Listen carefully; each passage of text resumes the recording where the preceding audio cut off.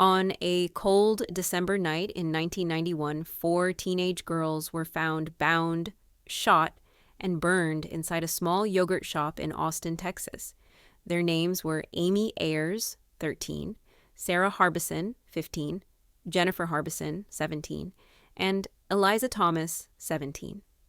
This wasn't just a robbery gone wrong. It was a calculated, brutal execution. More than 3 decades later, the case remains unsolved. This is the story of the yogurt shop murders, a case that shattered a city's sense of safety and continues to haunt investigators, families, and true crime followers alike. The date was December 6th, 1991. Jennifer and Eliza were working the closing shift at I Can't Believe It's Yogurt. Sarah, Jennifer's younger sister, and her friend Amy had stopped by to get a ride home. They were typical teens, bright, ambitious, full of life. The 4 had planned to have a sleepover that night, but they were never able to get out of the shop alive. At around midnight, a patrol officer noticed smoke coming from the yogurt shop. Firefighters arrived to find a blaze, and something far worse. Inside, they discovered the naked, bound bodies of the 4 girls. They had been shot execution style, and the fire had been set to destroy evidence. Amy Ayers was found separately from the others. She had been shot twice. 1 bullet missed her brain. The second caused fatal damage. The crime scene was chaotic, compromised by fire and water. But one clue survived: male DNA, found on one of the victims. The Austin Police Department launched a massive investigation. They discovered that the front door was locked from the inside while the back door was unlocked, suggesting that the perpetrators may have entered and exited from the back entrance. An elderly couple, who were reportedly the last to leave the shop, remembered the girls locking the door after they exited the shop. The police also found out that $540 was missing from the register, and the store and bodies had been soaked with an accelerant. This led them to believe that robbery was the motive. During the course of the investigation, the police followed thousands of leads and looked at hundreds of suspects, 4 of which stood out: teenagers Robert Springsteen, Michael Scott, Morris Pierce, and Forrest Wellborn. Reportedly, Morris, then just 15 years old, was caught in possession of a .22 gun, the same used in the murders. During his interview, he confessed to the crime and pointed out his accomplices. The detectives didn't believe his confession and ultimately let him go. Over the years, over 50 people confessed, including serial killer Kenneth McDuff, on the day of his execution, but none of the confessions held up. Fast forward to 1999, 8 years after the murders. Robert Springsteen, Michael Scott, Maurice Pierce, and Forrest Wellborn were arrested. Springsteen and Scott confessed under intense interrogation. What did Maurice make you do with that 380? Huh? What did he tell you to do? If that's right, and what's going to happen? What did you do? What's wrong? Okay, where? Where did he make you shoot? Wow. Where?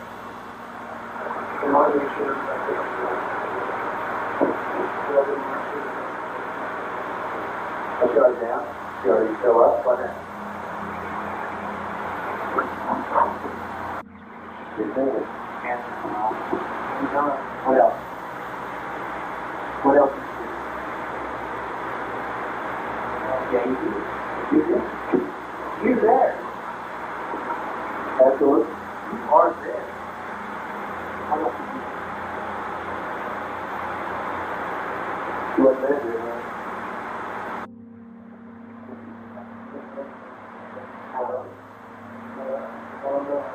Yes, you do. You know how to just say it. You want the truth, and you know what the truth is. You're having trouble with the memories and flashbacks. You know what happened. You're scared to tell us. I don't blame you. It's a horrible thing what you saw in there. But you know, can I tell you what I keep seeing in my head? Tell us what you see in your head. I keep seeing these girls get shot. Right. Tell us what that looks like. Tell us what you see specifically. How they're getting shot and you shooting them. Come on, Isaac, we're doing good. Tell us. Let's do this today. Let's do it. remember seeing her down. I remember one girl screaming, terrified. Okay? I don't know if this is real or not, or if this is, Michael, it's real. It's okay. You can present it to us any way you want. It's real. Mike, look at me. You're remembering what happened because you were inside there, right? You're remembering what happened. I don't actually remember going in the building. If you were in the building, you went in there with me. I don't believe that, Michael. You don't remember going in there. And you know you were in there.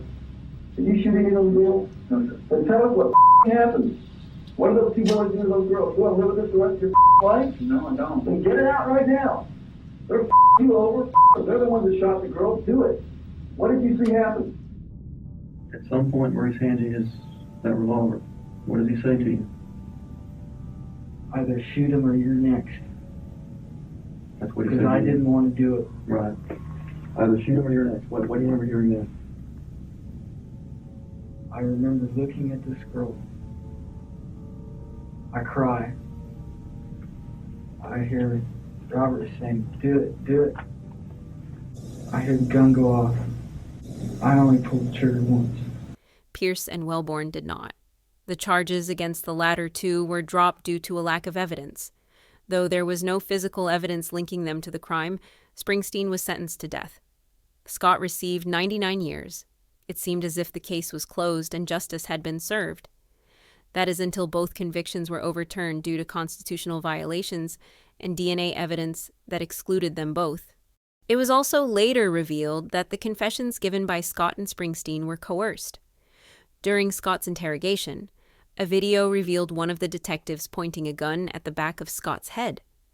Since DNA testing revealed that none of the 4 men originally arrested for this crime were a match for DNA found at the crime scene, the question remains: who murdered Amy, Sarah, Jennifer, and Eliza that fateful night?